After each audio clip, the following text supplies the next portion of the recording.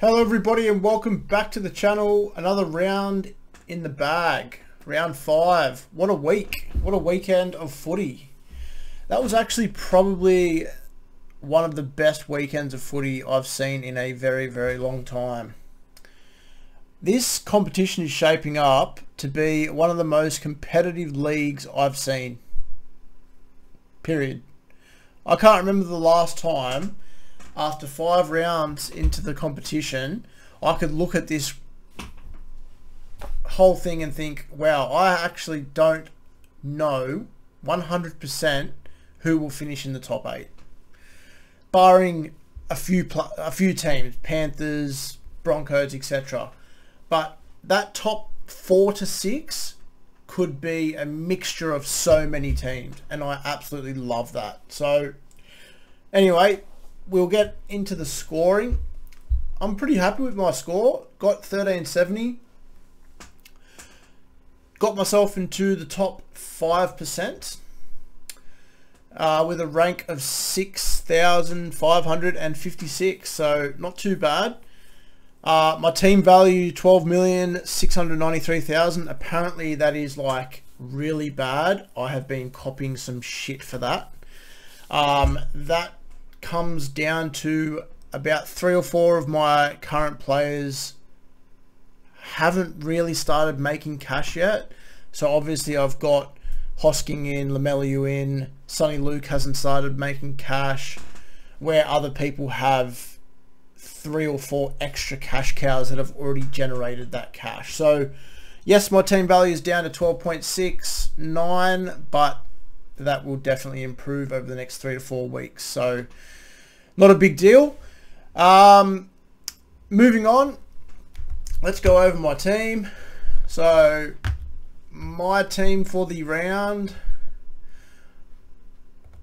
whoop, accidentally pressed that.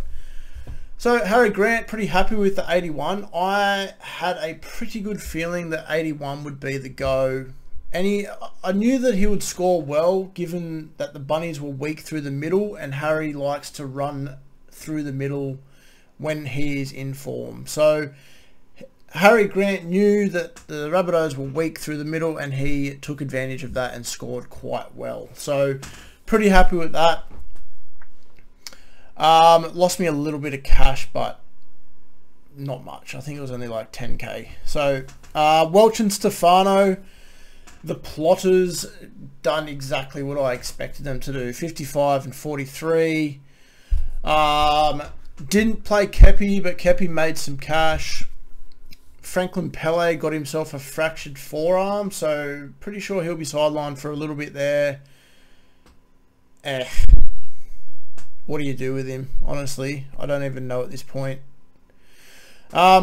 Second row, Carrigan banged out a very average score of 49. I wish I went with my gut last week and went Carrigan to Hosking instead of Fafita to Hosking, but unfortunately I didn't go with my gut. So didn't go with my gut and copped the consequences for that. So got left with 49. Carrigan just seems to be doing a different job than he did last season. I don't know if there's going to be much upside in Carrigan. I think holding Carrigan is going to be one of those, yeah, he'll get you 50 to 70, maybe 75 at most, but I'll be very, very shocked if you see Carrigan hit scores of 90 plus. He's not a Payne Haas, he's not a Fafita. I don't know what to do with him. So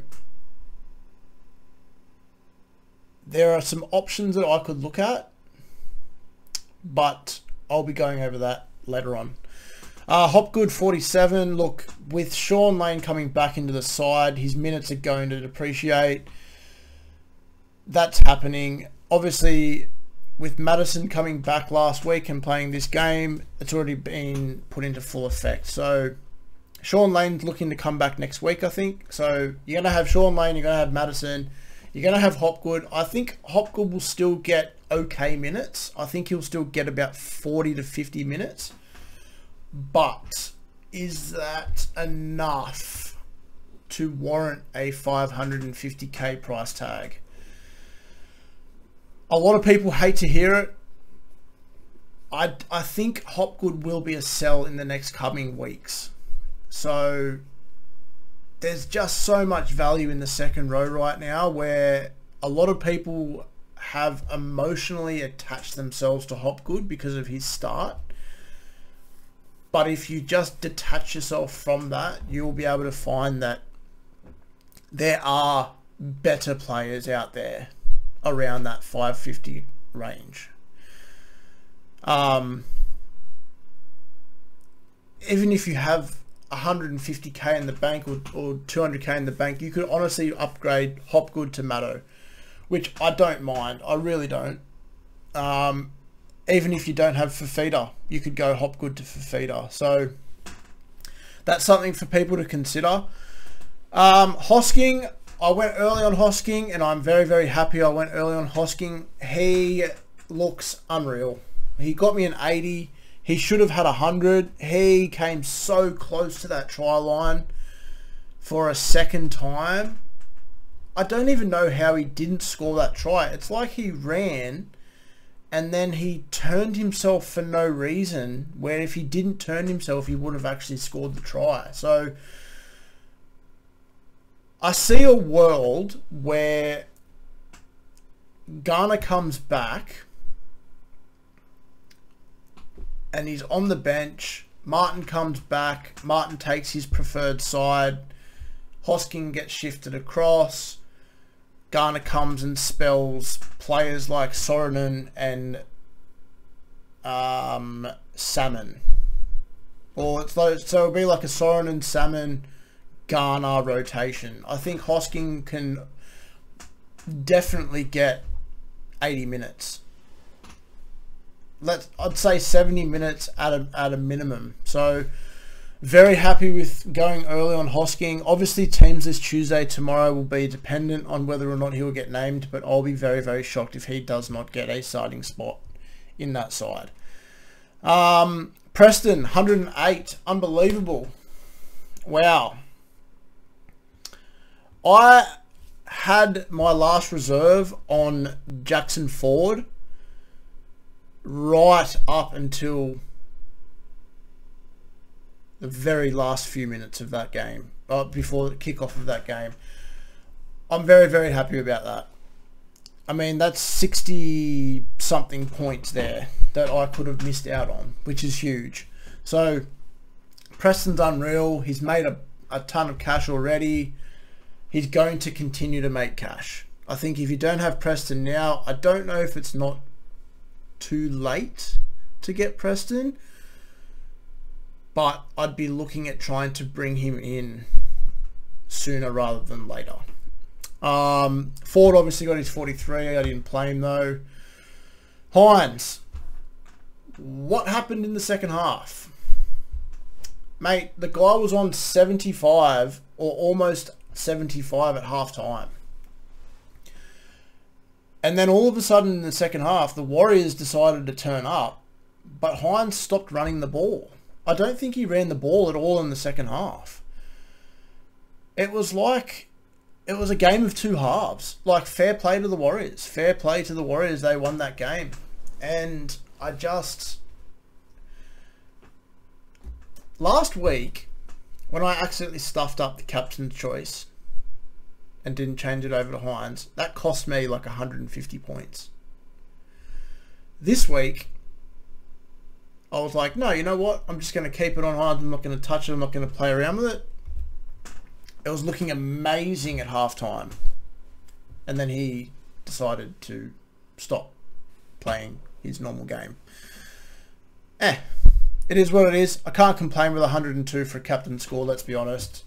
Maybe we're just getting greedy here and we want 150s from Hines all the time, which isn't going to happen. It's not realistic. Cleary, 124. Look, the people who traded him out are licking their wounds. Do not trade people like Cleary out when you don't need to. it'll bite you in the ass more times than not. So pretty happy with 124, obviously from Cleary. Fair play to the people who captained him. Now, here is my little problem. Dewey. Now, Dewey is in a Tigers side that is absolutely horrific. He doesn't look interested. He gets a 41, not doing much at all. What do you do with him? I've got 150k in the bank. I could play around with a couple of things, but I think that this week is the week for me to move Dewey on. I don't want to excuse me. I don't want to have to look at my 5'8" every single week and wonder whether or not Dewey's going to turn up or not, or whether or not the Tigers are going to turn up for that matter. So obviously my forward thinking for Dewey is going to be players like Dillbags, maybe even a Dearden for a pod, because Dearden's actually been scoring well. He's got back-to-back 60s now. With Drinkwater set to be coming back now, do we see more of the same? We don't know. So that's going to be something that I'm going to be looking over the next few days, what I do with Dewey. Obviously, Schuster didn't play because of a cork. Is this guy ever not injured? Honestly, it's like, I don't even know. Like, next week he'll probably stub his toe. Anyway, I bought Garrick in. I traded Alamotti out, bought Garrick in. That paid it off pretty well. He got me an 81. That Manly game was absolutely insane.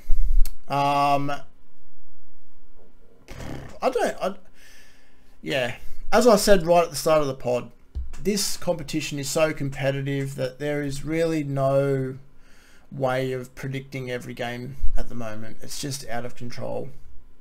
I had Manly absolutely dominating this game. Dominating. Crazy. I think that's the first draw that we've seen in like 3 years. So, yeah. Karaz did a job, 76. He's unreal.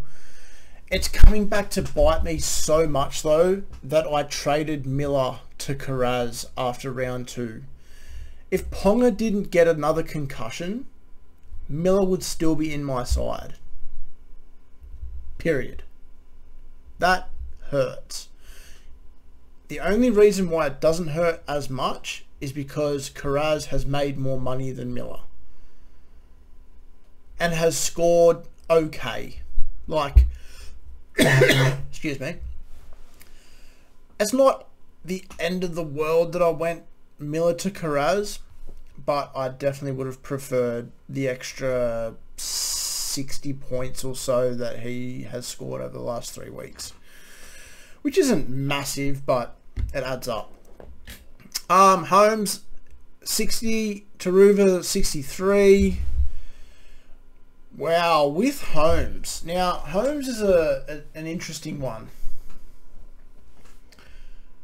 I don't know if Holmes is worth the 658 price tag, because you've got a lot of players below him at the moment that are scoring better. I really want Marzu.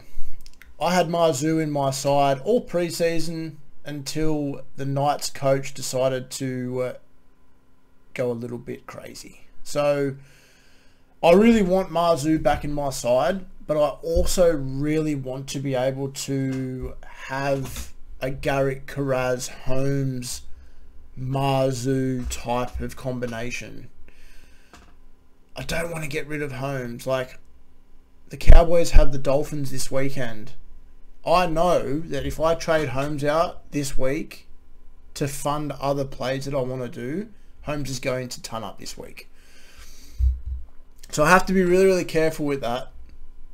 He is still getting 60s with the odd low 70. It's one of those things where, do you trade out someone who is kind of just plodding along, doing things that he normally would without this huge upside that we expected from him? It's an interesting one. I'll be going over, obviously, what I'm expecting to do with my trades in another post. But for now, yeah. Lemelu got a 53. Look, as a reserve, he's also got dual now, so I can actually move Lemelu up to my second row, and he slots in there nicely. Like, so I've got Preston, Lemelu and Ford on my bench now in my second row. It's very, very valuable to be able to have a dual second row centre wing combination. I don't know if William is ever going to be named back into this Warriors side. This Warriors side is looking really, really well at the moment, and I don't actually know the full extent of why he's not being named. So I'm pretty sure it was an injury, so I don't know exactly what type of injury, but anyway. Lemelu 53, he will start making me some decent cash now. He will have a very low BE. I expect him to go upwards of 500k or more, which will help me bring in a gun further down the line. So he's there, he's doing a job for me. I think what's going to happen with the Dolphins is obviously he's good enough to hold his spot. And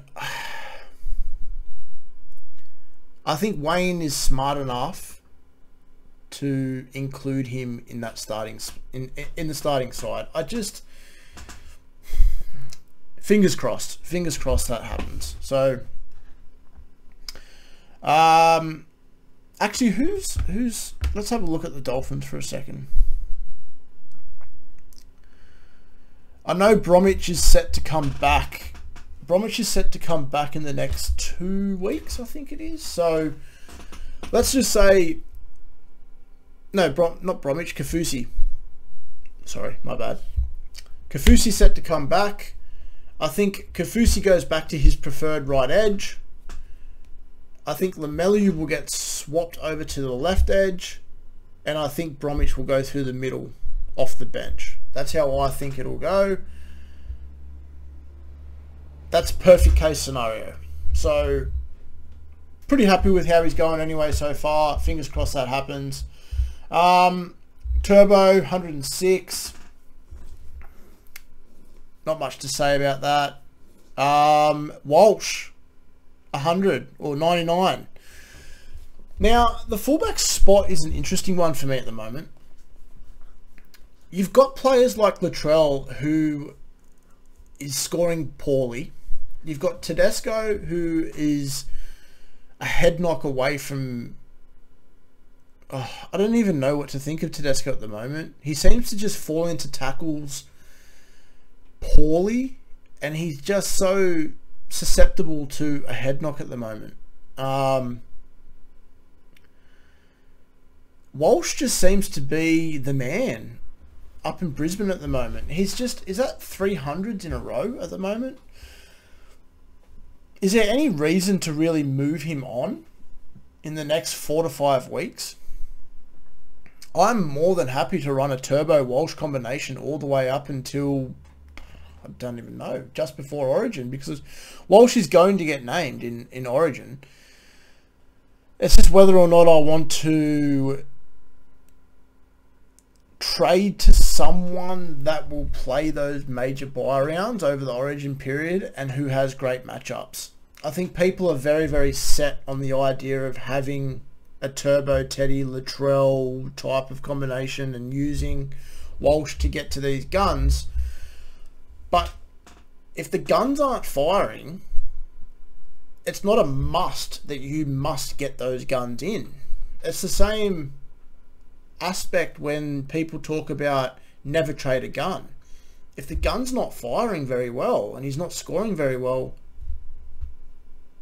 it's not a bad thing to trade that person out. So Walsh is fitting into my side really nicely. So I also think if you haven't got Walsh by now, I think you have missed the boat. It's 720k. I think he's got a BE of about 40 now, so his cash is going to start to slow right down now.